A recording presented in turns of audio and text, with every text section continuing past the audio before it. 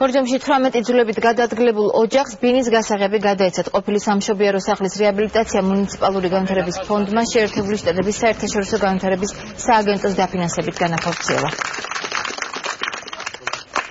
ბედნიერი დღეს 18 ოჯახისთვის იმიტომ რომ მართლა იმას დიდი ბედნიერება არაფერი არ არის აი ამდენი წლის უმძიმეს პირობებში ცხოვრების შემდეგ მიიღებს საცხოვრებელს რომელიც შენი საკუთრება იქნება და სადაც შეგიძლია იცხოვრო შვიდად იცხოვრო ბედნიერად იცხოვრო თბილად მანამ სანამ დადგება ის სანატრელი დღე რომელიც აუცილებლად მოვა რომელსაც ყველანი ველოდებით ეს არის დაბრუნება აფხაზეთში ბოლო 2 წლის განმავლობაში ჩვენი პარტნიორი და მეგობარი ქვეყნების ხარდაჭერით საქართველოს რეგიონული განვითარებისა და ინფრასტრუქტურის სამინისტრომ არაერთი კორპუსის მშენებლობა რეაბილიტაციის სამუშაოები განახორციელდა.